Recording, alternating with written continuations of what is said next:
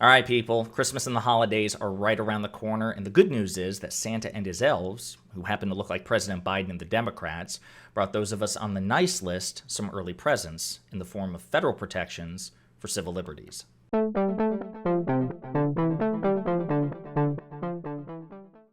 Now, to be clear, when I say civil liberties, I'm referring to the right of same-sex and interracial couples to get married in this country, because the Respect for Marriage Act passed the Senate on a bipartisan vote of 61 to 36 after passing the House back in July or June or July on a comparable bipartisan basis, and it's going to head to the president's desk probably in the next couple of days to be signed into law.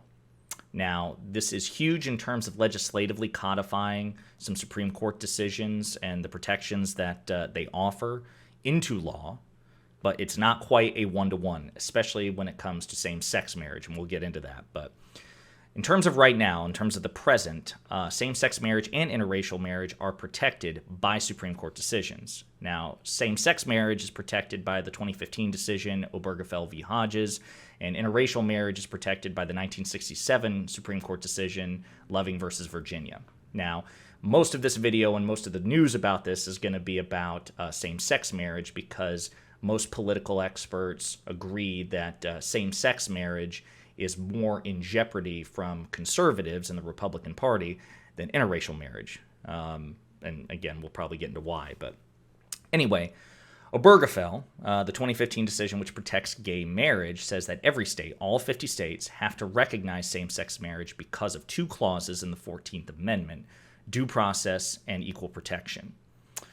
But earlier this year, when the Supreme Court, the regressively conservative Supreme Court, overturned 50 years worth of legal precedent in the Dobbs decision, which overturned Roe v. Wade and Planned Parenthood versus Casey, one of the conservative justices, Justice Thomas, he issued a concurring opinion, in addition to the majority opinion, in which he invited legal challenges to certain rights, the right of private sex acts as described in or as protected by Lawrence v. Texas, the right to contraceptions,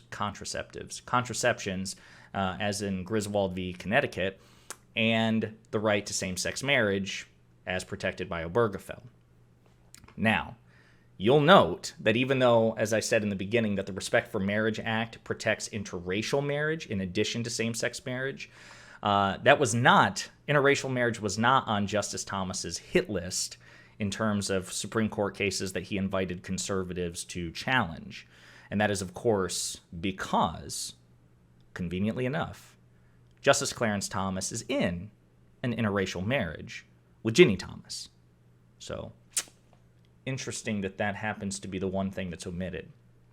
But anyway, after the Dobbs decision, which overturned Roe v. Wade and basically stripped federal protections for a woman's right to have an abortion, House Democrats and Senate Democrats, just the Democratic Party in general, saw the writing on the wall, and they started the legislative process for the Respect for Marriage Act because they want to have it codified by Congress into law, not just relying on the Supreme Court, in an attempt to preempt any future legal challenges to Obergefell. So in the event that Republicans feel particularly bold about trying to challenge federal protections for gay marriage, and they might be successful because, again, a 6-3 conservative supermajority that is particularly evangelical, they may be successful.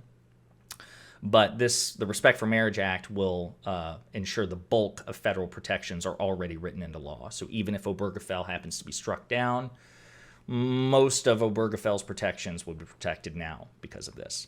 So it's like a preemptive way to protect the right to same-sex marriage. And again, it also protects the right to interracial marriage, even though Republicans and certainly Clarence Thomas are really not eager or as eager to challenge that right. As I've been saying, that the Respect for Marriage Act is not an exact one-to-one in terms of protecting Obergefell specifically, again, the right to same-sex marriage. So as I said, the right to same-sex marriage is protected by Obergefell. All 50 states have to, they can't outlaw or forbid gay marriage because of Obergefell. It's a federally protected right. The Respect for Marriage Act does not do that, okay? So what the Respect for Marriage Act does is it says that and again, this is in the event that Obergefell is overturned, right? So this is in a world where Obergefell doesn't exist. Those protections don't exist anymore.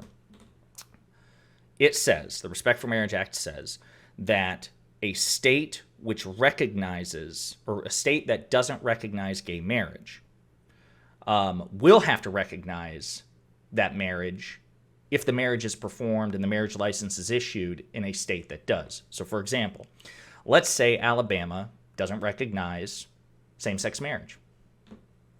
Not much of a stretch.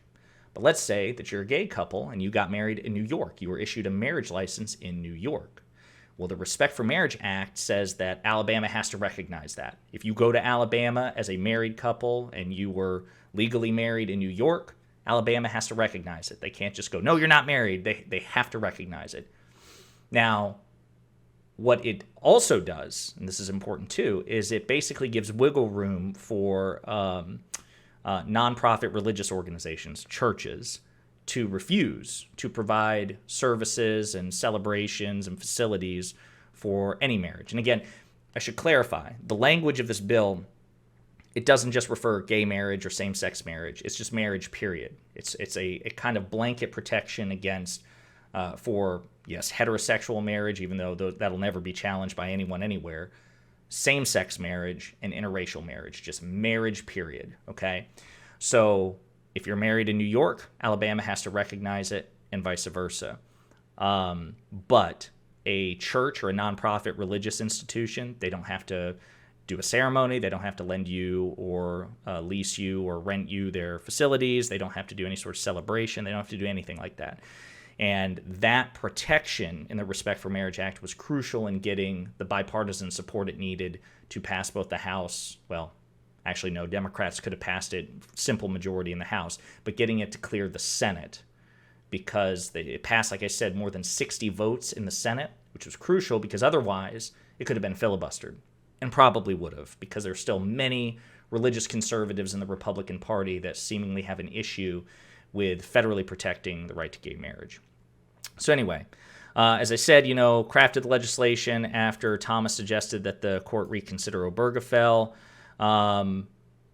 It repeals the Defense of Marriage Act, which was passed during the Clinton administration, which established a federal definition of marriage as a legal union between one man and one woman as husband and wife. So that is no longer federally applicable. The DOMA is repealed. And again, as far as what the bill doesn't do, it does not require all 50 states to allow same-sex marriage, right? So going back to Alabama as my example, Alabama does not have to issue marriage license to a same-sex couple or an interracial couple, or I suppose if they chose to, a heterosexual couple as well. They can choose not to issue marriage licenses. But again, they have to recognize the marriage licenses from other states. So it's big. This is a big deal. There's no doubt about it. And the upshot is, hopefully it won't be necessary, right? Because Obergefell is currently still the law of the land, and it's still something, it requires all 50 states to allow same-sex marriage. And until it's overturned, it's the law of the land, right? But if that happens, this is a way to protect the bulk of same-sex and interracial marriages in this country. Now, in that scenario, it will potentially inconvenience, thousands, or I don't know what the percentage is of gay citizens in the United States, let alone gay married or engaged citizens. But this could potentially inconvenience thousands upon thousands of gay people living in red states in the U.S. if those red states choose to refuse to grant marriage licenses. Then those couples would either have to move or they'd have to go out of state to get married and then come back. So anyway, this is a big deal for civil liberties. There's no doubt about it. This is huge. The fact that it was able to pass on a bipartisan basis is something, and people should be happy all the way around. So this was good, proactive legislation from the Democratic Party to stop a regressively conservative social agenda. So good job, President Biden and Democrats, and I guess the handful of Republicans who decided to be, empathetic. Hey you! Yeah, you! Thanks for watching. If you liked the video, and I hope that you did, please be sure to hit the like and subscribe. Also, my link tree is in the description below, so if you have a sec, go ahead and share the love on all my social media accounts. Also, if you want to express an opinion, eternal devotion, or undying contempt, go ahead and leave a comment because we're always looking for feedback. And on that note, I look forward to pondering politics and pop culture again with you very soon.